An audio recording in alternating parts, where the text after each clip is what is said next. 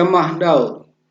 Di zaman Musa hanya imam besar yang boleh masuk ke ruang Maha Kudus. Di sini perkatakan di zaman Musa hanya imam besar yang boleh masuk ke ruang Maha Kudus. Jadi sangat jelas ya bahwa segalanya dibatasi.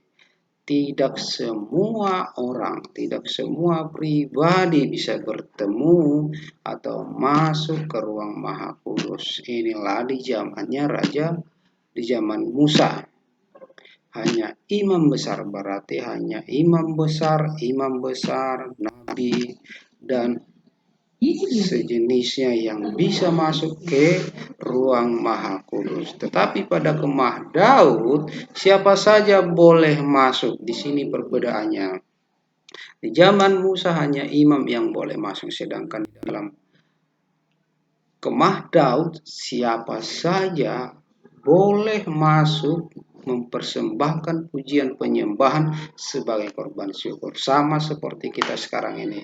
Ketika kita mau berdoa, mau berjumpa dengan Tuhan di mana saja pun, baik di saat beribadah, bahkan di saat istirahat, bekerja, kita bisa langsung bertemu, kita bisa langsung berkomunikasi dengan Tuhan. Beda dengan di zaman Musa, tetapi inilah yang Daud bawa, membuat suatu perubahan untuk mendekat kepada Tuhan itu tidak harus diperwakilkan, tetapi agar setiap kita bisa langsung berkomunikasi, mengerti, memahami, mengenal karakternya Yesus Kristus. Ruangannya tidak terbagi-bagi, bahkan diperkatakan di sana jika kita ibadah bisa diperkatakan ruangannya tidak terbagi-bagi, berarti tidak ada pembagian suku A di sana tempatnya karena dia tidak diterima, suku B di sini tempatnya karena dia diterima. Tetapi di sini perbedaan itu yang membawa bersama-sama unity untuk menghadap Tuhan.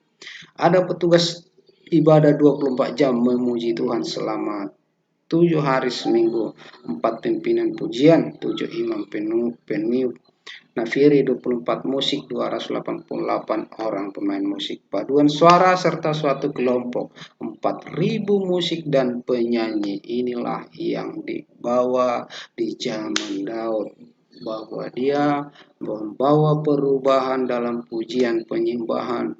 Sebelumnya di zaman Musa tidak ada pemuji, tidak ada pemusik, tetapi di zaman Daud bahwa dia mengubah, memperkaya pujian penyembahan kepada Tuhan itu dengan apa yang diberikannya kepadanya. Kesimpulan, restorasi Pondok Daud adalah pemulihan hati manusia yang dahulu penuh dengan kejahatan manusia karena dosa yang dilakukan oleh manusia. Tetapi ketika manusia itu percaya pada Yesus, maka manusia itu diubahkan oleh Tuhan, yaitu punya hati yang baru, roh yang baru, pikiran baru, dan semua baru di dalamnya sehingga dapat memuliakan, memuji, dan menyembah Tuhan. Jadi kesimpulan daripada ini adalah bahwa manusia yang dahulu telah ditanggalkan, telah diubahkan. Manusia yang dulu dibatasi untuk datang beribadah kepada Tuhan dengan alasan yang tidak tertentu, alasan yang tertentu kini sudah dipatahkan, sudah diubahkan kita untuk datang beribadah, untuk datang memuji, menyembah, karena hati, jiwa, dan pikiran kita sudah diperbaharui, sudah dibaharui menjadi tubuh yang baru, menjadi pikiran yang baru di dalam kehidupan yang baru.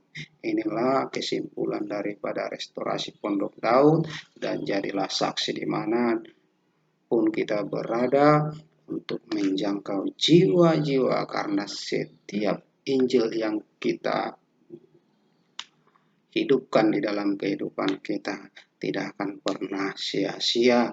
Lewat kehidupan kita diberkati Tuhan Yesus. Amin. Shalom.